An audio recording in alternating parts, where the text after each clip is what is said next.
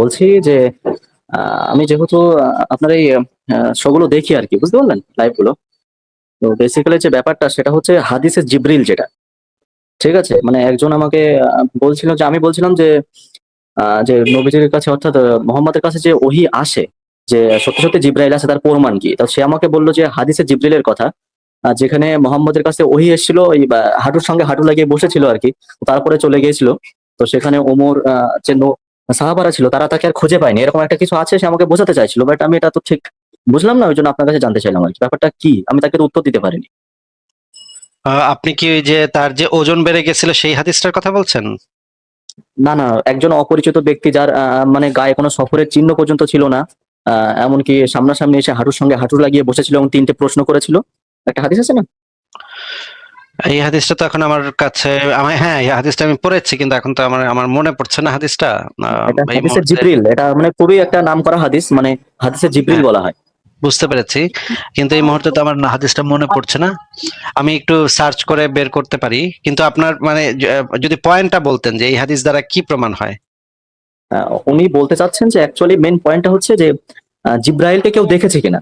তো ওখানে উনি বলতে চাচ্ছেন যে অ্যাকচুয়ালি সাহাবারা তো জিব্রাইলকে দেখেছে, যে ওনার সঙ্গে যখন হাঁটুটা লাগিয়ে নবীজির মানে মোহাম্মদের সঙ্গে যখন হাঁটুটা লাগিয়ে বসেছিলেন, বুঝতে পারলেন, তখন কিন্তু তারপরে কিন্তু এরকমের মানে আহ, দেওয়ানবাগী পীর সাহেব আছে বাংলাদেশে একজন, জানেন তো, নাম শুনেছেন তো? যেহেতু আমি ইন্ডিয়া থেকে বলছি, ওই জন্য বাংলাদেশের খবর খুব একটা বলতে পারছি না। আচ্ছা, ভারতেও তো অনেক বাবা টাবা আছে, তাই না? হ্যাঁ হ্যাঁ। ভারত এই এই এই ধরনের ঘটনা নিশ্চয়ই ভারতে অনেক আছে, ভারতে আপনি সার্চ করলে খুঁজে পাবেন। আমি আপনাকে বাংলাদেশের একটা ঘটনার উদাহরণ দিচ্ছি। এই টাইপের উদাহরণ ভারতে পাওয়া যাওয়ার কথা। আমি এই মুহূর্তে ভারতের উদাহরণটা দিতে পারছি না, কারণ ভারতের এই বাবা টাবাদের সম্পর্কে এত ভালো আইডিয়া আমার নাই। কিন্তু আমি নিশ্চিত যে আপনি ভারতের কিছু ইয়া খুঁজলে এরকম অনেক উদাহরণ পাবেন। তো আমি দেওয়ানবাগী পীর সাহেবের যে উদাহরণটা দিচ্ছি, দেওয়ানবাগী পীর সাহেবের অনেক শিষ্যই ফেরেশতাদেরকে দেখেছেন, জিনদেরকে দেখেছেন, যে দেওয়ানবাগী পীর সাহেবের সাথে দেখা করতে আসছে। এই এই জিনিস আমি নিজে শুনেছি, যে দেওয়ানবাগী পীর সাহেবের এক ভক্ত নিজে আমাকে বলেছে যে সে নিজে দেখছে একজন জিন, লম্বা চওড়া সাদা পোশাক পরা, সে দেওয়ানবাগী পীর সাহেবের সাথে দেখা করতে আসছিল। এটা আমাকে তার ওই ভক্ত নিজে বলছে। আমি আহ তার কথা আমি মানতে পারি নাই। তার কাছে আমি কিছু প্রমাণ চেয়েছিলাম, কিন্তু সে প্রমাণ দেখাতে পারেনি। এখন আমার মানে জিজ্ঞাসাটা হচ্ছে, এই যে তার যে একটা সাক্ষ্য, এই সাক্ষ্যের উপর ভিত্তি করে কি আমরা কি এই সিদ্ধান্তে আসতে পারি যে আসলে দেওয়ানবাগী পীর সাহেবের কাছে জিন আসতো?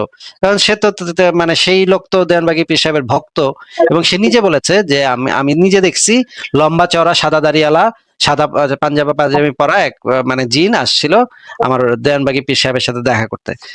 এইটা তো এটা কিন্তু খুবই কমন গল্প। এটা যে কোনো পীর সাহেব, বাংলাদেশের যে কোনো পীর সাহেবের ভক্ত অনুসারীদের কাছে জিজ্ঞেস করলেই তাদের ভিতরে আপনি দেখবেন ৮-১০ জন সাক্ষ্য দিয়ে দিতেছে, হ্যাঁ আমি নিজে দেখছি, আমার হুজুরের কাছে পীর সাহেব মানে জিনাই ছিল, আমি নিজের চোখে দেখছি। এই রকমের এটা কিন্তু বাংলাদেশে খুবই সাধারণ ঘটনা।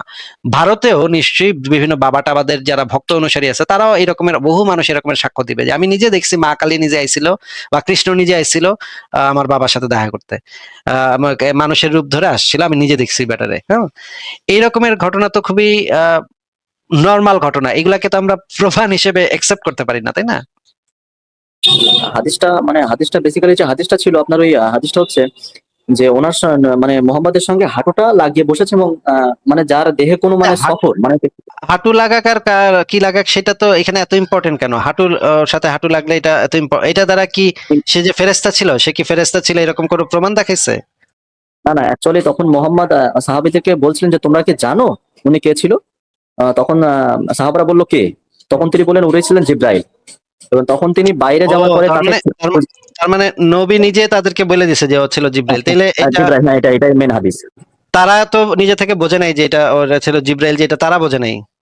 না, মানে তিনি তারা মানুষের রূপ ধরে এসেছিলেন আর কি। তারা এমন তো না যে তারা কোনো প্রমাণ পেয়ে বুঝা গেল যে এটা আসলেই জিব্রাইল ছিল। তাহলে তো মানে নবী এটা বলছে, তাহলে নবী এটা বললে এটা এটা মানে বিশ্বাস, এটা মাইনে নেওয়ার কি ইয়া থাকতে পারে, বুঝতে পারতেছি না আসলে ব্যাপারটা। সেখান থেকে মেন ব্যাপারটা, তারা যখন বাইরে গিয়ে সেই মানুষটাকে খোঁজাখুঁজি করলেন সঙ্গে সঙ্গে, তাকে আর কেউ খুঁজে পেলেন না আর কি, এই ব্যাপারটা। খুঁজে না পেতেই পারে, খুঁজে না পেলে তা থেকে সেটা জিব্রাইল এটা প্রমাণ হয় নাকি? মানে একজন এই লোক হাদিসটা কিন্তু খুবই প্রসিদ্ধ একটা হাদিস, বুঝতে পারলেন, মানে খুবই মানে আর কি। প্রসিদ্ধ হইলে কি মানে প্রসিদ্ধ হইলে এটা থাকে তো এটা প্রমাণ হয় না ভাই। যেটা থাকে এই জিনিসটা প্রমাণ হয়। শাহিদ ভাই আল্লাহর রাস্তে আপনার দুইটা পায়ে ধরি, হ্যাঁ, প্রসিদ্ধ ছিল, এটা অনেক প্রসিদ্ধ হাদিস, এটা অনেক প্রসিদ্ধ হাদিস, এটা সবাই জানে ভাই, এটা অনেক ভালো হাদিস, এটা অনেক সহি হাদিস, এইটা দ্বারা তো এই তারা যে ফেরেশতা ছিল এটা প্রুভ হয় না। কেউ দেখছে এটা দ্বারা তো তারা ফেরেশতা ছিল এটা প্রুভ হয় না। কোনো একজন মানুষকে কেউ দেখছে এটা দ্বারা, এবং বাইরে তারা তার বেটারে খুঁজে পায় নাই, এটা দ্বারা তো তারা ফেরেশতা ছিল এটা প্রুভ হয় না। প্রুভ হয় কিভাবে বলেন তো? একজন লোককে আপনি দেখছেন সে ফেরেশতা ছিল, এটা যে প্রমাণ হয় কিভাবে? যেটা দিয়ে প্রমাণ হবে শুধুমাত্র সেইটা বলবেন, এটা প্রসিদ্ধ হাদিস ভাই, এটা প্রসিদ্ধ হাদিস ভাই, এটা প্রসিদ্ধ হাদিস। এটা 50 বার বললে এইটা দ্বারা এইটা প্রুভ হয়ে যায় না যে তারা ফেরেশতা ছিল। বুঝতে পেরেছেন শাহিদ ভাই? হ্যাঁ, বুঝতে পেরেছি। আপনি আরো 50 বারও যদি বলেন ভাই এটা অনেক প্রসিদ্ধ হাদিস, তাদের হাঁটুর সাথে হাঁটু মিলেছিল, তার হাঁটুর সাথে হাঁটু মিলেছিল, ভাই হাঁটুর সাথে হাঁটু মিলেছিল, হাঁটুর সাথে হাঁটু, ভাই হাঁটুর সাথে হাঁটু মিলেছিল, ভাই প্রসিদ্ধ হাদিস, ভাই হাঁটুর সাথে হাঁটু মিলেছিল, ভাই এটা আপনি 500 বার বললেও এই তথ্য থেকে আমরা নিশ্চিত হতে পারি না যে ওই লোকগুলা বা ওই লোকটা ফেরেশতা ছিল। ফেরেশতা ছিল এটা কি দ্বারা প্রমাণ হয় একটু বলেন তো? না না, অ্যাকচুয়ালি ব্যাপারটা হচ্ছে আমি একটু কি মানে জিজ্ঞেস এরকম করেছে ধরনের ভাই? কথা আপনি বলি। কি প্রশ্নটা কি করেছে ভাই? তা প্রশ্ন বলতে অ্যাকচুয়ালি আমি তাকে প্রশ্ন করেছিলাম আমি যে প্রশ্ন আপনাকে কি অ্যাকচুয়ালি। করেছি ভাই? আমি আপনাকে কি প্রশ্ন করেছি ভাই? আমার প্রশ্নটা শুধু বলেন। হ্যালো। হ্যাঁ, হ্যাঁ, আমি শুনতে পাচ্ছেন? আপনাকে কি প্রশ্ন করেছি শুধু সেটুকু বলেন। আপনার আর কিছু বলতে হবে না। প্রশ্নটা একটু রিপিট করলে ভালো হয় একটু। মানে আপনি আমার প্রশ্ন শুনছেন না মনোযোগ দিয়ে নাকি? হ্যাঁ, শুনতে পেয়েছি, একটুখানি লাইনে ডিস্টার্ব মানে ছিল বলে আপনি একটুখানি। জাস্ট ঘুরে ফিরে একটু পরে পরে বলবেন হাঁটুর সাথে হাঁটু লেগেছিল, ভাই হাঁটুর সাথে তো হাঁটু লেগেছিল, ভাই হাঁটুর সাথে হাঁটু লেগেছিল, ভাই হাঁটুর সাথে হাঁটু, হাঁটুর সাথে হাঁটু, হাঁটুর সাথে হাঁটু, আর প্রসিদ্ধ না, আমি হাদিস ছিল। আমি আমার কথাটা শুনুন, আমি এই কিন্তু আপনাকে। এই কথাটা 50 বার আপনি অনেকবার বলতেছেন হাঁটুর সাথে হাঁটু লেগেছিল, হাঁটুর সাথে হাঁটু লেগেছিল, ভাই প্রসিদ্ধ হাদিস, ভাই এটা তো অনেক প্রসিদ্ধ হাদিস। না না, আমার কথাটা এটা একটু শুনবেন, আমি কিন্তু এটা দ্বারা তো এটা আপনাকে। প্রুফ হচ্ছে না শাহিদ ভাই, এটা দ্বারা তো এটা প্রুফ হচ্ছে না যে তারা সেই লোক ফেরেশতা ছিল। না, আসিফ ভাই, আমি কি বলি একটু শোনেন। আমি আমি বলছি যে আমি আমি আপনাকে ছোট আপনাকে কি করা কিংবা। জিজ্ঞেস করেছি? আমি আপনাকে কি জিজ্ঞেস করছি ভাই? আপনি আমাকে ছোট করার জন্য করছেন না কি করার জন্য করছেন সেটা দিয়ে আমার বিন্দুমাত্র ইন্টারেস্ট নাই। আপনি না, আমাকে আমি ছোট করতে শুধুমাত্র চাইলেও হাঁটুর সঙ্গে আমার কাছে হাঁটু যায় লাগানোর আসে কথাটা না। এই কারণেই বলেছি আমি যে আপনাকে আপনার হাদিসটা স্মরণে আসে সেই জন্য বলেছি আমি, তাছাড়া কিছু না, আপনাকে মনে করানোর উদ্দেশ্যেই বলেছি। ভাই আমি তাছাড়া হাদিসটা হাদিসের পড়েছি, প্রতি আমার কোনো ইন্টারেস্ট নেই। হাদিসটা আমি পড়েছি, নাম্বারটা এই মুহূর্তে আমি মনে করতে পারছি না। হ্যাঁ আপনি হ্যাঁ, আমাকে সেটাই একটু বলছি। বলেন যে মনে করেন আমি বললাম যে আমি আমি শাহিদ ভাই আমি যে ফারাজ ভাইয়ের সাথে ডেইলি আমি লাইভ করি না, ফারাজ ভাই হচ্ছেন একজন ফেরেশতা। হ্যাঁ, এখন হ্যাঁ, বলেন তো যে ফারাজ ভাই ফেরেশতা না।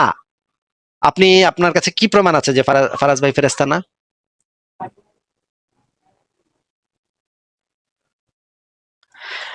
শাহিদ হ্যাঁ, ভাই, এটাও ঠিক। ফারাজ ভাই আমার সাথে যে লাইভ করে, ফারাজ ভাই তো একজন ফেরেশতা, হ্যাঁ, সে আসমানে থাকে, সে লাইভে আসে, আসমান থেকে লাইভে এসে আমার সাথে যুক্ত হয় ফেরেশতা হিসেবে আমরা অনেক কথাবার্তা বলি।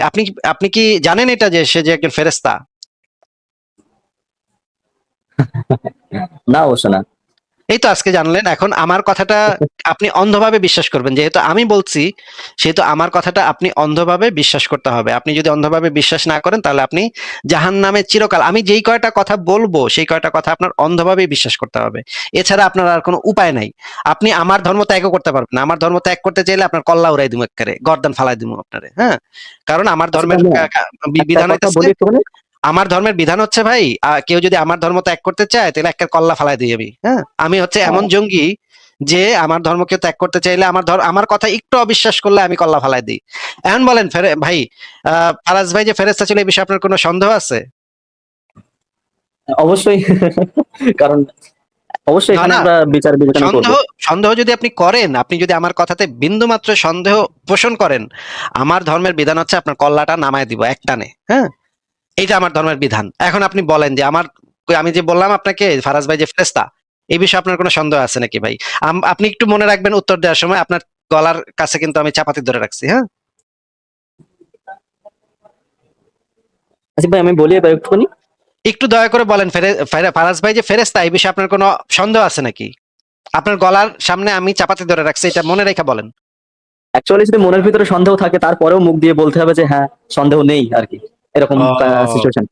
এবং আমার কথাতে যদি আপনি বিন্দুমাত্র সন্দেহ করেন তাহলে কি হবে? এটা তো আপনি তো বেঈমান হয়ে যাবেন, তাই না নাকি? হ্যাঁ, তাহলে আমার মানে কথাতে অবিশ্বাস করার তো আপনার স্কোপই নাই।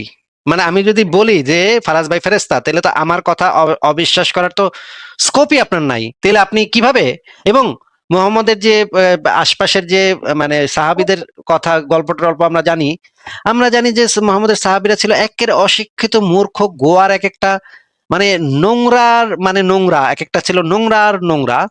আমি আপনাকে একটা হাদিস দেখাচ্ছি যে এই যে মোহাম্মদের যে সাহাবীরা ছিল তাদের মানে ইয়াটা কি ছিল, ক্যারেক্টারটা কি ছিল, তাদের আহ একটা একটু দাঁড়ান, আমি আপনাকে একটা হাদিস দেখাচ্ছি যে মানে তাদের যে ক্যারেক্টার ছিল সেটা তো ভয়ঙ্কর ক্যারেক্টার ছিল।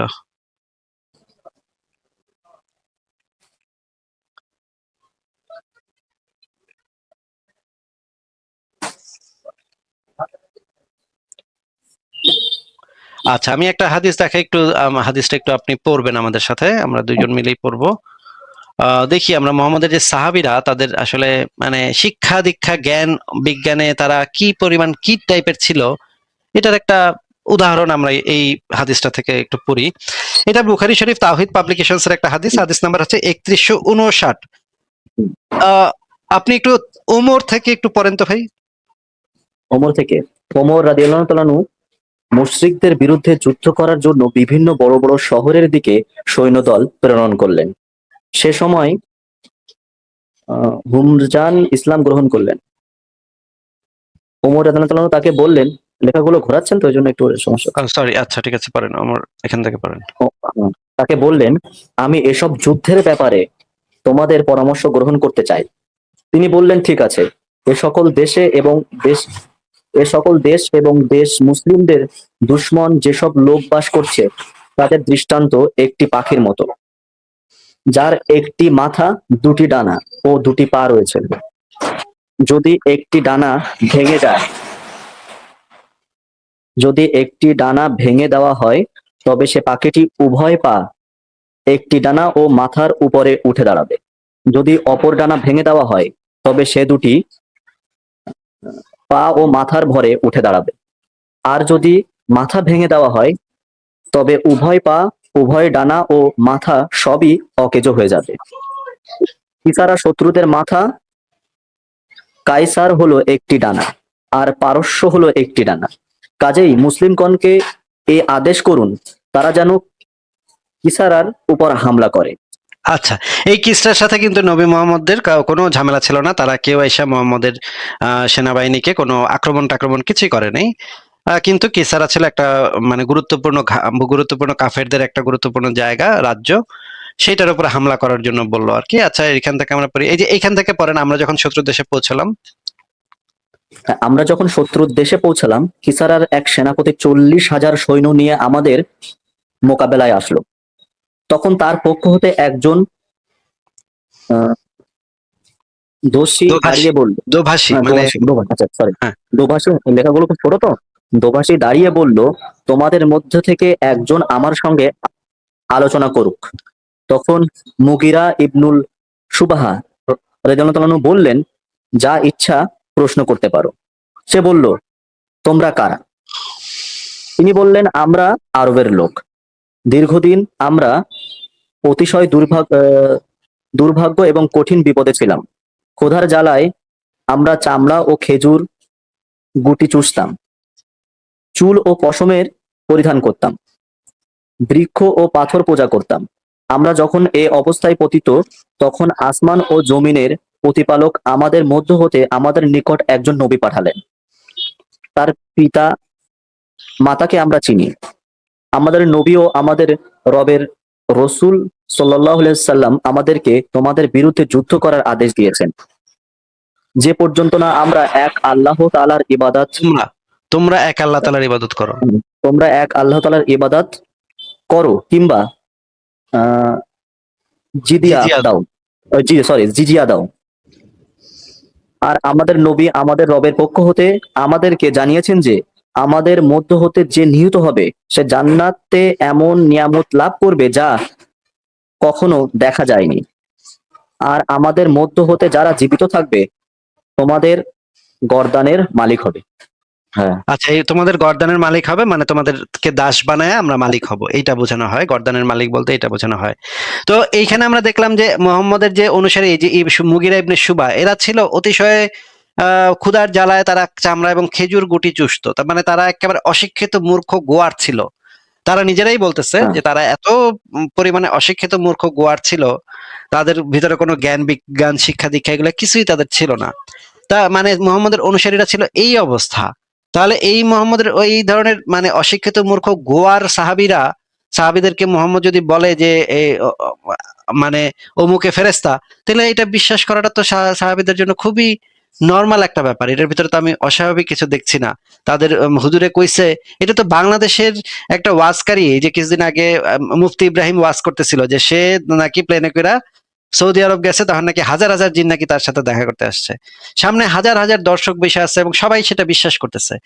মুফতি ইব্রাহিমের কথায় যদি এরকমের লাখ লাখ মানুষ বিশ্বাস করে, মুহাম্মদের কথা এটা বিশ্বাস করবে না কেন? আশ্চর্য, আমি তো বুঝলাম না। বলেন এবার। বেসিক্যালি যে কথা সেটা হচ্ছে যে মানে অ্যাকচুয়ালি আমি একটু ধর্মপ্রিয় মানুষ ছিলাম আর কি, বুঝতে পারলেন? তো সেখান থেকে আমি মুখে দাড়ি টাড়ি ছিল অনেক, তো 5 থেকে 10 বছর মতো ধর্ম পালন করতাম। তো ইসলামের যে সুন্দর সুন্দর দিকগুলো দেখে, হ্যাঁ, তো পরপর যখন ইসলামটাকে আস্তে আস্তে ঘাটা শুরু করি, তারপরে এইসব দিকগুলো সামনে আসার পরে এখন অবশ্য দাড়ি নেই, রাখিনি। আর মানে কোনো রকমের নামাজটা আর কি পড়ি, বুঝতে পারলেন, তবু সন্দেহের সঙ্গে। তো কিছু কিছু প্রশ্নে আপনার ওই অ্যান্সার আর কি, তার জন্য এই সমস্যাগুলো হয়। তো ওই ওই ক্ষেত্রে আমি ওই হাদিসটা বললাম যে জিব্রাইলকে কেউ দেখেছে কিনা, তখন তিনি আমাকে শোনালেন হ্যাঁ হাদিসে জিব্রিল আছে, জিব্রিল আছে। এই জিব্রাইলকে আয়েশাও দেখেছে। আয়েশার হাদিসটা আমি বের করে দেখাচ্ছি। আয়েশাও দেখেছে বলে সেই হাদিসটা নিয়ে আমরা আলোচনা করব ভাই। আপনি একটু বলতে থাকেন, তারপর আমি বের করছি ওইটা।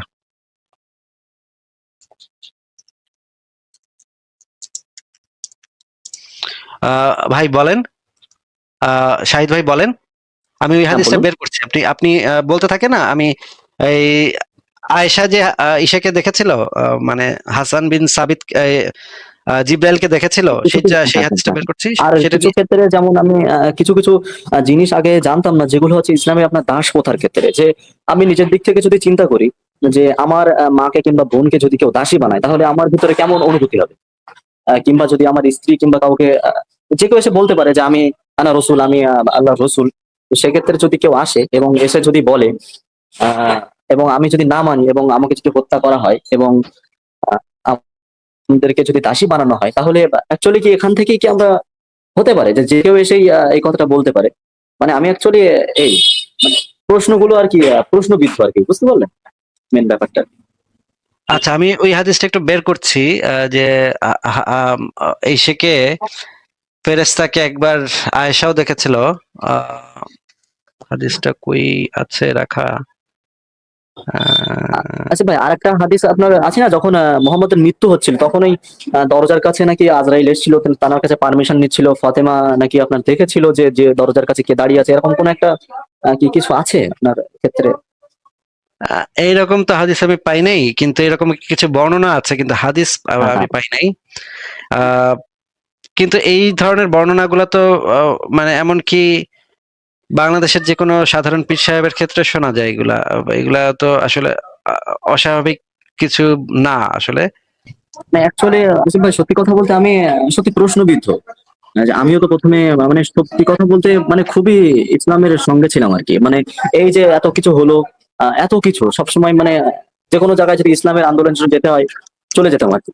কোনো কিছু ইসলামিক কোনো কিছু হলে সেখানে অংশগ্রহণ করতাম। কিন্তু এই সমস্ত জিনিসগুলো আসার পর থেকে না মনের ভিতরে কেমন একটা প্রশ্ন, আর যা উত্তরগুলো পাচ্ছি ইউটিউব থেকে সবগুলো কেমন ধরো মানে ওরা উত্তর দিচ্ছে সব হাদিস কোরআন থেকেই। তো প্রশ্ন তো ওই হাদিস কোরআন নিয়েই তো প্রশ্নবিদ্ধ হয়ে যাচ্ছে, যে উত্তর যদি হাদিস কোরআন থেকেই দেওয়া হয় সেটাকেই যদি মানে ইগনোর করা হয় তাহলে তার উত্তর থাকছেই না। হ্যাঁ, ভাই আমি ওই হাদিসটা এখন এই মুহূর্তে খুঁজে পাচ্ছি না। ওই হাদিসটা যে আমি কোথায় রাখছি যে খুঁজে পাচ্ছি না। ওই হাদিসটার ভিতরে খুব ইন্টারেস্টিং একটা ব্যাপার ছিল। যে হাসান বিন সাবিত কে বলছিল মোহাম্মদ, এটা হচ্ছে বনু কুরাইজা গণহত্যার সময় এই ঘটনাটা ঘটছিল। তাহলে বনু কুরাইজা লেখাটার ভিতরে এটা থাকার কথা। দাঁড়ান একটু দেখি, শেষ আরেকবার চেক করি। হ্যাঁ, তো বেসিক্যালি এই জিনিসগুলো নিয়ে না একটু বেশি প্রশ্নবিদ্ধ। যে সব থেকে বেশি যেটা লাগে দাস প্রথাটা, মানে সত্যি কথা বলতে যে কেমনে, মানে কিভাবে দাসী হয় একটা মানুষ, মানুষ কিভাবে দাসী হতে পারে, অন্যের গোলাম কিভাবে হয়? সৃষ্টিকর্তার তরফ থেকে কি অ্যাকচুয়ালি এতটাই নিকৃষ্টতা যে তিনি অন্যকে মারার হুকুম দিচ্ছেন, অন্যকে দাসী বানানোর হুকুম দিচ্ছেন? আর বিশেষ করে আচ্ছা, আরেকটা জিনিস। পেয়েছি ভাই, পেয়েছি। এইটা আমি একটু দেখাইনি, তারপর আপনি আবার বলেন। এই জিনিসটা, এই উম, আহ, বিষয়টা একটু ভালো করে পড়ে দেখা এখানে ইম্পর্টেন্ট। বানু কুরাইজা যে বিশ্বাসঘাতকতা করছিল, এই জিনিসটার কিন্তু কোনো অবজেক্টিভ এভিডেন্স পাওয়া যায় না, যেটা জানা যায় যে জিব্রাইল এসে মোহাম্মদকে বলল যে বানু কুরাইজা বিশ্বাসঘাতকতা করছে, ওদেরকে মারতে হবে, চলো তুমি তরবারি থামায়ও না, তরবারি মানে অস্ত্র খুইলো না এখনই, মানে যুদ্ধাস্ত্র এখনই খুইলো না, চলো তোমার আরেক জায়গায় যুদ্ধ করতে যাইতে হবে। এই পুরা জিনিসটা কিন্তু জিব্রাইল এসে বইলা গেছে, এটার কিন্তু কোনো অবজেক্টিভ এভিডেন্স মোহাম্মদের কাছে ছিল না, মানে এমন কোনো কিছু না যে কি সে কোনো প্রমাণ পাইছে, জিব্রাইল এসে বলছে, ঠিক আছে। এখন দেখেন, এই জিব্রাইল এসে যে বলছে সেটার ঘটনাটা যদি আমরা একটু পড়ি। বানু কুরাইজা, এই যে দেখেন উপরে লেখা, বানু কুরাইজা চুক্তি হ্যাঁ, ভঙ্গ করিল। এই যে চুক্তি ভঙ্গ যে করেছে, এটা কোত্থেকে জানা গেল, এটা একটু পরে বলতেছে। রাসূলুল্লাহ সাহাবায়ে কিরাম মদিনায় প্রত্যাবর্তন করিলেন এবং অস্ত্র খুলিয়া ফেলিলেন। রাসূলুল্লাহ হযরত উম্মে সালামার ঘরে প্রবেশ করিয়া গোসল করিতেছিলেন, এই এমন সময়ে হযরত জিবরিল এর আগমন ঘটিল। তিনি ইস্তাব রাক রেশমি এর পাগড়ি পরিহিত অবস্থায় একটি খচ্চরের উপর আরোহণ করিয়া আসিয়াছিলেন এবং খচ্চরের উপর ছিল রেশমের একটি গদি। মানে জিব্রাইল আসছে পাগড়ি পরিহিত অবস্থায় এবং একটা খচ্চরের ওপরে বসিয়া, এবং খচ্চরের উপর ছিল রেশমের একটি গদি। আচ্ছা ভাই, আপনার কাছে কি একটু অস্বাভাবিক লাগতেছে না যে জিব্রাইল ফেরেশতা সে মানুষের পোশাক ধরে আসছে বুঝলাম, কিন্তু খচ্চরের উপরে কেন? বিষয়টা কি? এটা কি একটু অস্বাভাবিক লাগতেছে না? সত্যি মানে অনেক কিছুই আর কি অস্বাভাবিক লাগে ভাই, বুঝতে পারলেন? যেই ফেরেশতার নাকি ৬০০টা ডানা, সেই ডানা দিয়ে নাকি এক মুহূর্তে মহাবিশ্বের এই প্রান্ত থেকে ওই প্রান্তে সে পৌঁছে যেতে পারে, সে খচ্চরের উপরে করে আসছে মুহাম্মদের সাথে দেখা করতে। আচ্ছা ঠিক আছে, পরে পড়ি। তিনি আগমন করিয়াই রাসূলকে জিজ্ঞেস করিলেন, হে আল্লাহ রাসূল, আপনি কি অস্ত্র খুলিয়া ফেলিয়াছেন? তিনি বলিলেন, হ্যাঁ। জিব্রাইল বলিলেন, কিন্তু ফেরেশতাগণ তো এখনো তাদের অস্ত্র খুলিয়া ফেলেন নাই। আমি তো এখন কাফিরদেরকে ধাওয়া করিয়া ফিরিয়া আসিতেছি। মানে এই জিব্রাইলও কাফিরদের সাথে ফাইট করতেছে, হ্যাঁ, ঠিক আছে, সে কাফিরদের আবার ধাওয়া দিয়া আবার ফিরে আসছে। মানে জিব্রাইলের হাতেও কিন্তু তখন অস্ত্র, সেও কিন্তু ফাইটিং মোডে আছে। আচ্ছা ভাই, জিব্রাইল তো অনেক শক্তিশালী, আমি যতদূর হ্যাঁ, জানি যে মানে বিরাট ফেরেশতা, ফেরেশতাদের লিডার, তাই হ্যাঁ, না? leader, হ্যাঁ। একটা ফেরেশতা মানে যেই যুদ্ধে আছে সেই যুদ্ধে আবার মানে বুঝলাম না তো। আমি তো ভাবছিলাম যে তরবারির প্রয়োজনটা কিভাবে আসে? মুসলমানদের তো কোনো ফাইটিং এর প্রয়োজন নাই, জিব্রাইল কি একটা হাক দিবে, কাফেরদের কান কোন ফাইটা ওরা সব ছারখার হয়ে যাবে, তাই হ্যাঁ, না? এটা হওয়ার কথা নাকি? তো এখানে দেখা তো যাচ্ছে ফেরেশতাগণ, এখন ফেরেশতাগণ মানে হচ্ছে মানে প্লুরাল নাম্বার, এটা কিন্তু একজন না, কিন্তু অসংখ্য হ্যাঁ, ফেরেশতা এসে যুদ্ধ করতেছে। মানে এত ফেরেশতা মুহাম্মদের পক্ষে যুদ্ধ কইরা মুহাম্মদ কতগুলা যুদ্ধে হাইরা গেল, এটা তো ভাই মেলে না, ঘটনা তো মেলে না, আমি তো বুঝলাম না, মাথা তো ঘুরাইতেছে আমার। আচ্ছা ঠিক আছে। আচ্ছা ভাই, আমি তো যতদূর জানি যে ফেরেশতা, আমি আমার কাছে যেটা মনে হয়, আমার ব্যক্তিগত ধারণা, হ্যাঁ, যে একটা ফেরেশতা যদি মনে করেন একটা তুড়ি মারে, তাহলে মনে করেন একটা গ্রহ ধ্বংস হয়ে যাওয়ার মতো ক্ষমতা ফেরেশতাদের আছে। হ্যাঁ, হ্যাঁ, এটা আমার হ্যাঁ, ছোটবেলা ধারণা ছিল আর কি, যে বিরাট ক্ষমতা বানায় একজন ফেরেশতা। ফেরেশতার কাছে তো গ্রহ উড়াই দিতে পারে যারা, সেখানে এরকম চুনাপুটি কয়েকটা মুশরিক মানে নাঙ্গা তরবারি নিয়ে আসছে, ওগুলা তো কিছুই না, তাই না? আচ্ছা, হ্যাঁ, এরপরে কি হলো দেখি আমরা পড়ি। এরপরে জিব্রাইল বলিলেন, কিন্তু ফেরেশতা অস্ত্র, সরি, তারপর তিনি বলিলেন, আল্লাহ তাআলা আমাকে বনু কুরাইজার বিরুদ্ধে অভিযান চালাইতে নির্দেশ দান করিয়াছেন।